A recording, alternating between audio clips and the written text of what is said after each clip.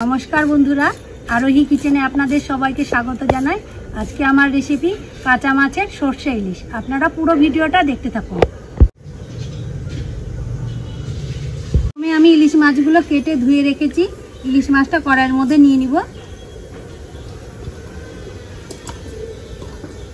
इलिश माछेर मध्य आमी लवण और हलुद माखिए राखबो। लवण नियेछि, माखिए देब। কিছুটা হলুদ গুঁড়ো দিয়ে দিব। ভালো করে মাছটাকে মাখিয়ে নেব কড়াইয়ের মধ্যে। ইলিশ মাছটাকে লবণ হলুদ আগে থেকে মাখিয়ে রাখলে মাছের মধ্যে ভালো করে লবণটা ঢুকবে।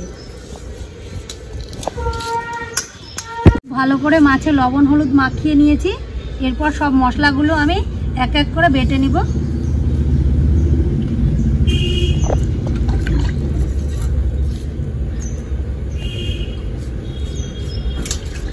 प्रथमे आमी 5-6 कोয়া रसुन निয়েছি। रसुनটা बेटे निब।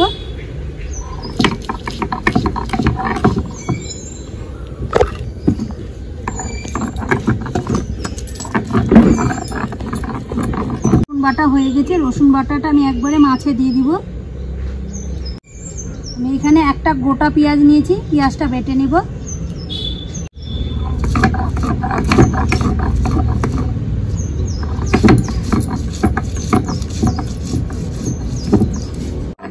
আমার পেঁয়াজ বাটা হয়ে গেছে। পেঁয়াজ বাটাটা তুলে নেব।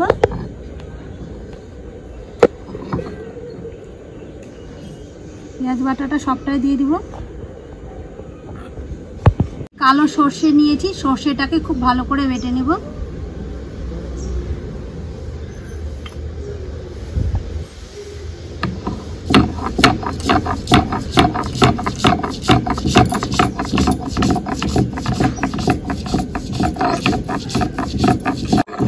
আমার সরষে বাটা হয়ে গেছে।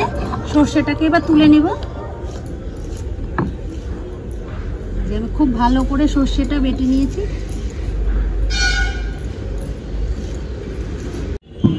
জিরে নিয়েছি, সাদা জিরে। জিরেটা দিয়ে দিব। এবার জিরেটাকে খুব ভালো করে আমি বেটে নিব।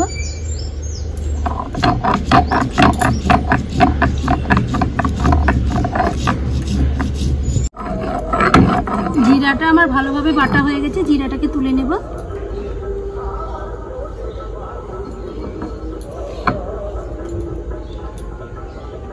কয়েকটা পাকা লঙ্কা নিয়ে নিয়েছি। পাকা লঙ্কাটা বেটে নেব।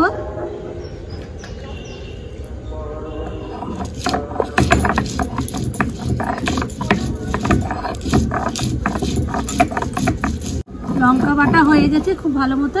লঙ্কাটাকে তুলে নেব।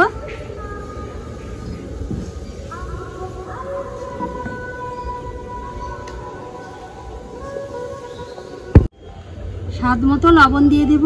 আমি মাছে যেহেতু আগে লবণ দিয়েছি সেই বুঝে লবণ দেবেন। হলুদ গুঁড়ো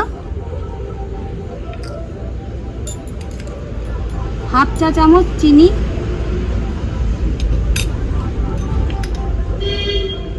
সরষের তেল নিয়েছি, তেলটা দিব।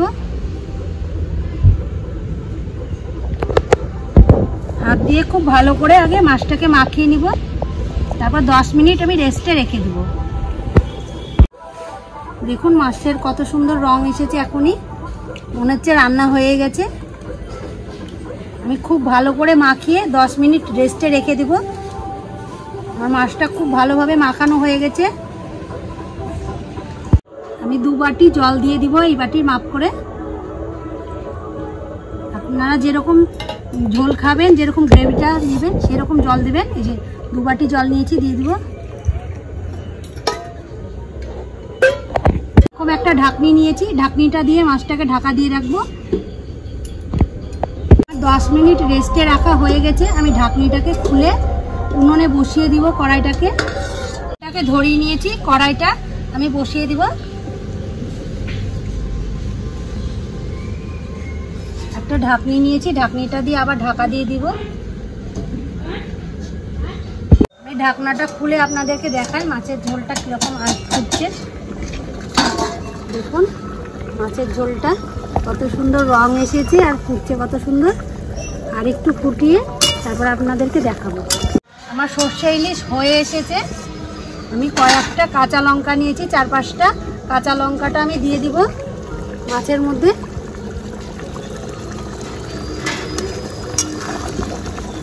দেখুন সর্ষে ইলিশটা কত সুন্দর। আপনারা এইভাবে বাড়িতে রান্না করে খান, অবশ্যই খুবই ভালো লাগবে। ভাজা মাছের থেকে কাঁচা মাছ এইভাবে রান্না করলে তরকারি অনেক বেশি টেস্ট হয়।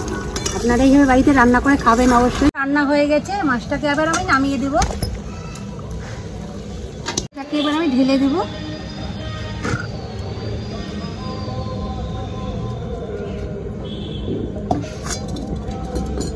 একটা মাছ ভেঙে গেল।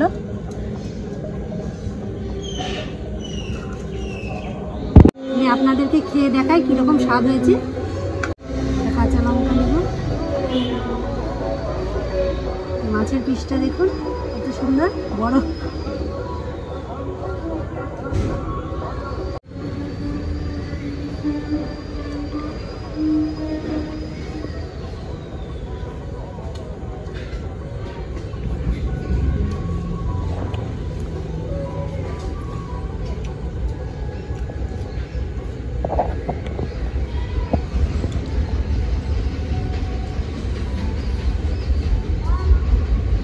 রান্নাটা যা হয়েছে না, দারুণ ফাটাফাটি। আপনারা বাড়িতে এসে অবশ্যই রান্না করে খান, আপনাদের খুবই ভালো লাগবে। আমার রেসিপিটি ভালো লাগলে আমাকে লাইক, কমেন্ট, শেয়ার করুন। আমার চ্যানেলটি সাবস্ক্রাইব করে রাখুন।